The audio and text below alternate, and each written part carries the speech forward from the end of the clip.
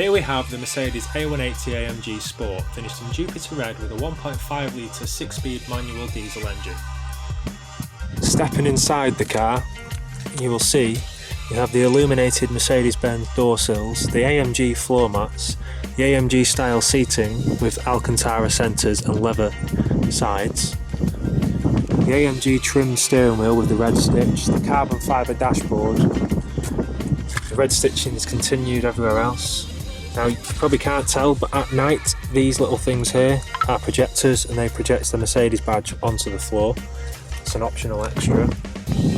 Inside the car now, as you can see, it is a really nice, pretty layout. The screen, most people are argumentative to say that that looks like an iPad, but personally I like it.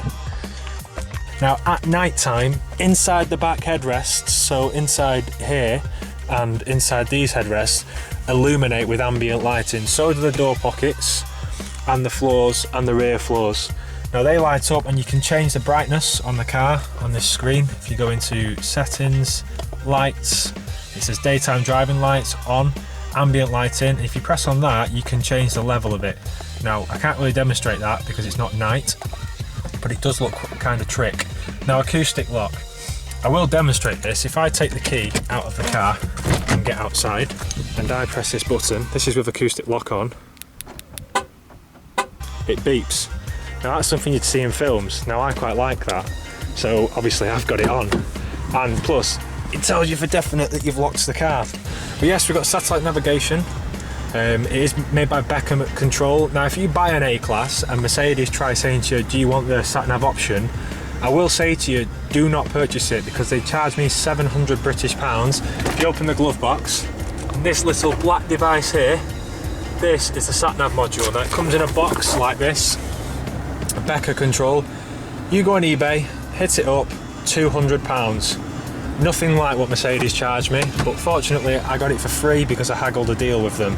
So, demonstrating the stereo now. Shut the door so you get a better effect.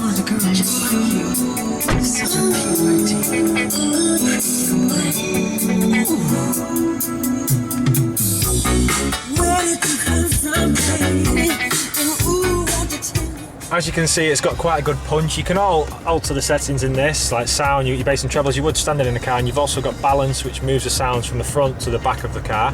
Telephone, Bluetooth hands-free, and you've also got your fuel consumption. Now, it is quoted 80 miles to the gallon, this car. The most I have had round town is 56 miles to the gallon. The most I've had on the motorway is 67, so it is getting up there and it is high. And it does pull quite well for a diesel. So, everything about the car I really like. I love it, it's really nice. There is a few things that I don't like and a lot of things that most people won't like. One of them for me and my big pet hate is the hill start assist. It is shocking. On the slightest incline it'll apply itself, it'll hold, and it's like you're fighting with the handbrake to try and set off. Now, I did take it back to Mercedes and say, look, I'm not really happy about this, and they said that's how it is on the cars, we'll check it, and there's nothing wrong with it. To me, that seems quite a bit of a pain, to be honest, because it's like they've programmed it to burn your clutch out, so you have to have another one fitted by them, which is £1,200, which I may add. Right now I'm going down some country roads, which is a big hill just drove up, throwing it into the corners, doing 60 miles per hour down this hill, and it feels solid. It's got adaptive steering, so the faster you go, the stiffer it gets, and the slower you go, the lighter it gets. Now, I must admit, I can't really tell the difference now.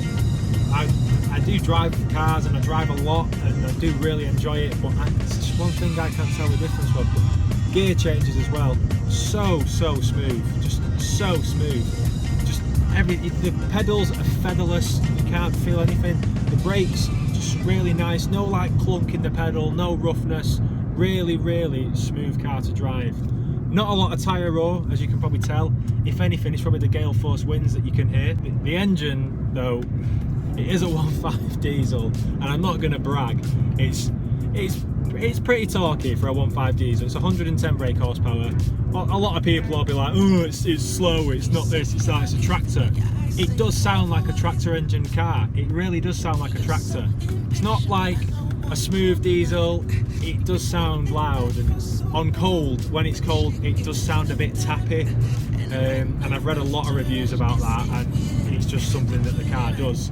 I've heard rumours that it's a Renault engine. Now, Renaults for me, well, we all know about Renaults.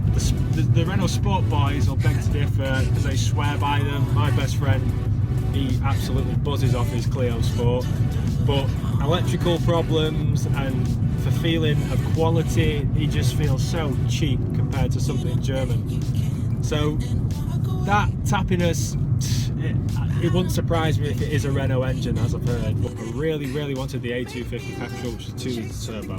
It's around 230 brake horsepower, if I remember correctly. I don't know, but it's around that. Yeah, the insurance company just might as well laughed in my face. It wasn't going to happen at all.